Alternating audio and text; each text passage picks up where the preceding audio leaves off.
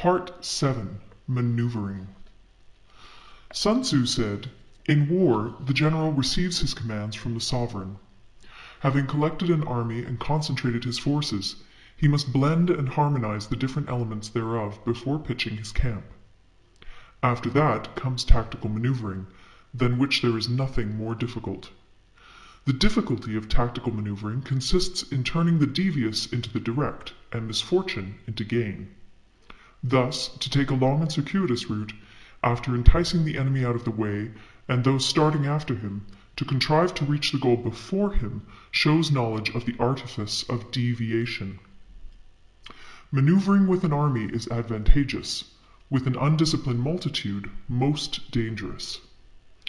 If you set a fully equipped army in march in order to snatch an advantage, the chances are that you will be too late. On the other hand, to detach a flying column for the purpose involves the sacrifice of its baggage and stores.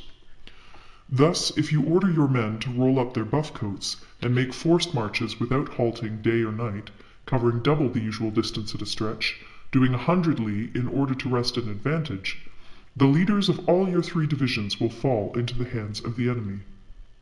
The stronger men will be in front, the jaded ones will fall behind, and on this plan only 1/10 of your army will reach its destination. If you march 50 li in order to outmaneuver the enemy, you will lose the leader of your 1st division, and only half your force will reach the goal. If you march 30 li with the same object, 2/3 of your army will arrive. We may take it then that an army without its baggage train is lost. Without provisions, it is lost. Without bases of supply, it is lost. We cannot enter into alliances until we are acquainted with the designs of our neighbors.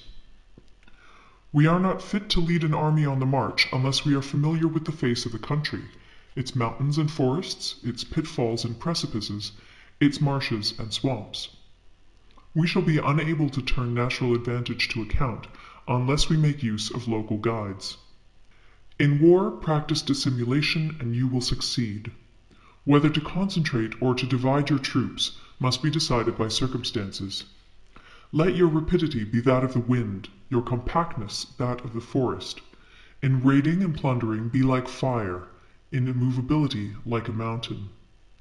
Let your plans be dark, and impenetrable as night, and when you move, fall like a thunderbolt. When you plunder a countryside, let the spoil be divided amongst your men. When you capture new territory, cut it up into allotments for the benefit of the soldiery. Ponder and deliberate before you make a move. He will conquer who has learnt the artifice of deviation. Such is the art of maneuvering.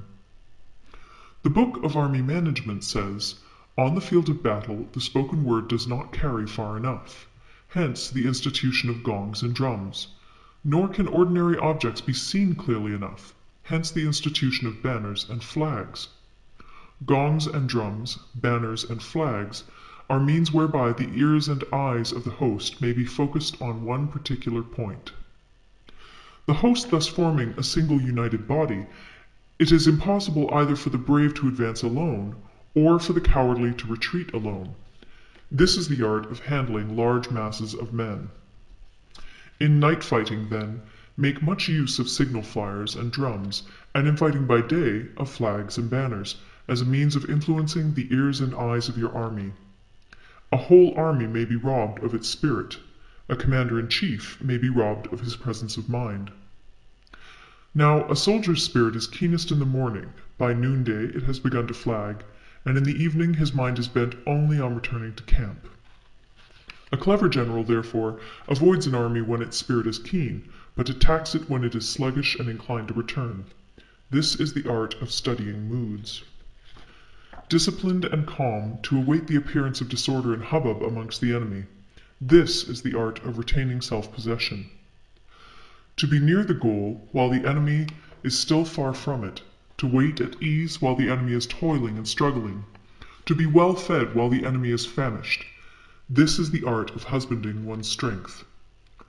To refrain from intercepting an enemy whose banners are in perfect order, to refrain from attacking an army drawn up in calm and confident array, this is the art of studying circumstances. It is a military axiom not to advance uphill against the enemy, nor to oppose him when he comes downhill. Do not pursue an enemy who simulates flight. Do not attack soldiers whose temper is keen. Do not swallow bait offered by the enemy. Do not interfere with an army that is returning home. When you surround an army, leave an outlet free. Do not press a desperate foe too hard. Such is the art of warfare. End of Part 7. Part 8. Variation in Tactics. Sun Tzu said, "In war, the general receives his commands from the sovereign, collects his army, and concentrates his forces. When in difficult country, do not encamp.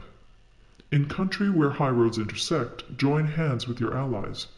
Do not linger in dangerously isolated positions. In hemmed-in situations, you must resort to stratagem. In desperate position, you must fight. There are roads which must not be followed, armies which must not be attacked, towns which must not be besieged, positions which must not be contested, commands of the sovereign which must not be obeyed." The general who thoroughly understands the advantages that accompany variation of tactics knows how to handle his troops. The general who does not understand these may be well acquainted with the configuration of the country, yet he will not be able to turn his knowledge to practical account. So, the student of war who is unversed in the art of war of varying his plans, even though he be acquainted with the 5 advantages, will fail to make the best use of his men. Hence, in the wise leader's plans, considerations of advantage and of disadvantage will be blended together. If our expectation of advantage be tempered in this way, we may succeed in accomplishing the essential part of our schemes. If, on the other hand, in the midst of difficulties we are always ready to seize an advantage, we may extricate ourselves from misfortune. Reduce the hostile chiefs by inflicting damage on them, and make trouble for them, and keep them constantly engaged. Hold out specious allurements, and make them rush to any given point. The art of war teaches us to rely not on the likelihood of the enemy's not coming, but on our own readiness to receive him, not on the chance of his not attacking, but rather on the fact that we have made our position unassailable. There are 5 dangerous faults which may affect a general. 1. Recklessness, which leads to destruction. 2. Cowardice, which leads to capture. 3. A hasty temper, which can be provoked by insults. 4. A delicacy of honor, which is sensitive to shame. 5. Over-solicitude for his men, which exposes him to worry and trouble. These are the 5 besetting sins of a general, ruinous to the conduct of war. When an army is overthrown and its leader slain, the cause will surely be found among these 5 dangerous faults. Let them be a subject of meditation. End of Part 9.